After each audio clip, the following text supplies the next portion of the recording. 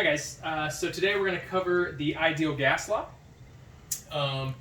And so what the ideal gas law is it's a combination of several gas laws that gives us what we would classify as the ideal scenario for gases. Okay, it is a combination of Boyle's law, Charles' law, the Gay-Lussac's law, the combined gas law, Avogadro's concept. But the ideal gas law covers pressure, volume, the number of moles from Avogadro's law, temperature, and then we have the ideal gas constant. And so the ideal gas constant is a constant that is based on a set of standard data, and we'll get to the standard data in just a second. The gas law equation is pressure times volume is equal to the number of moles times the gas law times temperature. And remember, every time we deal with temperature in a gas law, it must be done in Kelvin. So the standard data that we deal with to find R, to calculate R, and what the value for R is. We use standard temperature and pressure, STP for short. So if you ever hear anybody say, hey, what is it at STP? STP is 1 atmosphere of pressure at 273 Kelvin or 0 Celsius. Okay. The standard that we use for the gas laws, because it makes the math simpler, is 1 mole. And then the volume of gas, the volume that 1 mole of gas occupies, is 22.4 liters.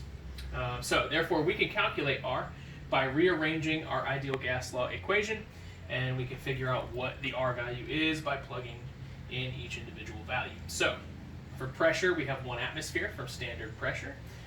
Volume is the volume of 1 mole of a gas at 22.4 liters.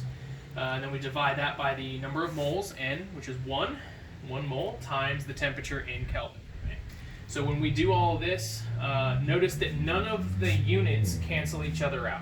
None of the units cancel each other out, so we have to keep all of those units, unfortunately. But when we multiply this out, we get 1 times 22.4, 22.4. 1 times 273, 273. 22.4 divided by 273 is 0.0821, or in this case 0.5, but you could round that to 821 if you wanted to. The unit for this is atmospheres times liters divided by moles times Kelvin. All right, so let's work out a couple of questions. Question number 1, if I have 4 moles of a gas at 5.6 atmospheric pressure, and that gas occupies 12 liters, what is the temperature of that gas? If we look at this with the ideal gas law, we can see that we are given pressure of 5.6 atmospheres. We can see that we're given a volume of 12 liters, and a number of moles of 4, right? So R is a constant, so it's always going to be 0.08205. Atmospheres times liters, moles times Kelvin. That's why we call it a constant. It never changes, so it will always be that value. If we're looking at atmospheres, liters, moles, and Kelvin. That value will change if we're looking at different units, but another video for another time. All right, for this sake, what are we asked for? We're asked for temperature, T. So now we're going to do math, and not meth. We're going to rearrange our formula. So we have PV is equal to nRT. I want to get T by itself. So I'm going to divide out N and R, giving me this formula here. T is equal to PV over nR. So we plug in our values for P, V, N, and R. We can see that the moles cancels with the moles, the atmospheres cancel, and the liters cancel, and I'm left with Kelvin, which is a good thing because my temperature is in Kelvin. So when I crunch the numbers, 5.6 times 12 divided by 4 times 0.08205, I end up with a total value rounded to 205 Kelvin. So what would that be in Celsius? I subtract 273, so it ends up being negative 68 degrees Celsius.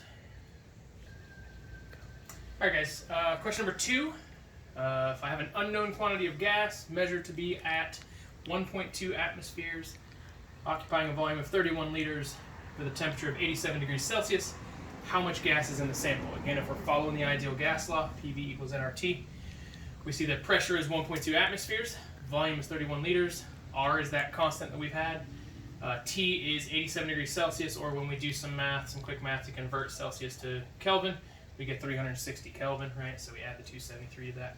So now step 3, what we asked for, we were asked for N. How much gas is in the sample? How many moles of gas am I going to end up with?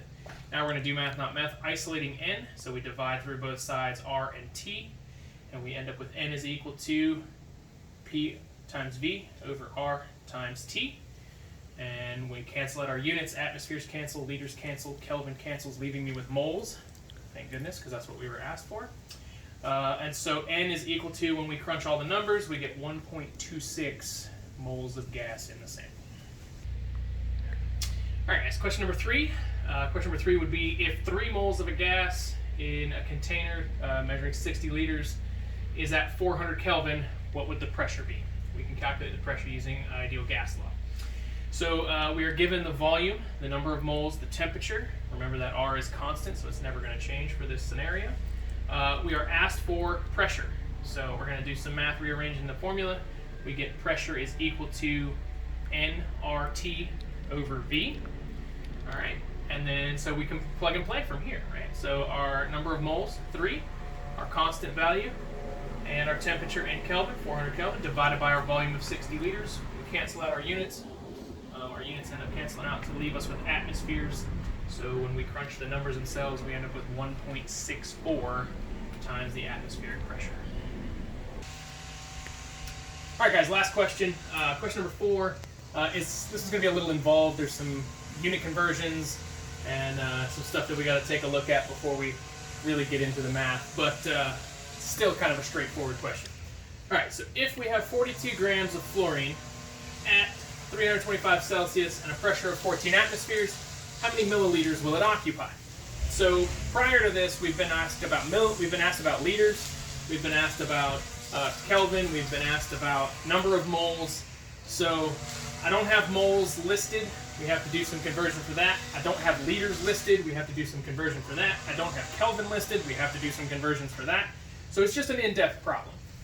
But it's tedious, not difficult. Just a lot of steps. That's all it means. Okay? So we're given pressure is 14 atmospheres. And I went ahead and did the calculation for you, but I'll show you how I got that down here. And is 2.21 moles. Temperature is 598 Kelvin. Our R value has not changed, so we still use it. We are asked for volume in this case. How many milliliters of volume will it occupy? So we're going to do math. Quick first step, we're going to isolate for volume because that's an easy step, so we'll get it knocked out. Divide by P both sides. And we end up with our V is equal to nRT divided by P. I apologize for the lawn equipment going off in the background. All right, so some other math that we have to look at. 42 grams of fluorine. How many moles is that? Well, for every 1 mole of fluorine, it weighs 18.99 grams. So we take our 42 grams and we divide it by 18.99. We end up with the 2.21. Our grams cancel out and I'm left with moles. Okay, so that's where I get my 2.21 moles. We did a molar mass conversion factor. Okay. All right, so here we have our temperature Kelvin conversion, right? It's 325 plus our 273 gives me the 598 Kelvin. Where does the milliliters come in? Milliliters comes in at the end because I have liters here in my R value, but I need it to be milliliters. So we're going to convert it from liters to milliliters at the end. All right, so my volume is set up. Now it's plug and play. Plug and play, so V is equal to nRT, so 2.21 moles, times our constant, times 598 Kelvin, divided by our pressure, which is 14 atmospheres.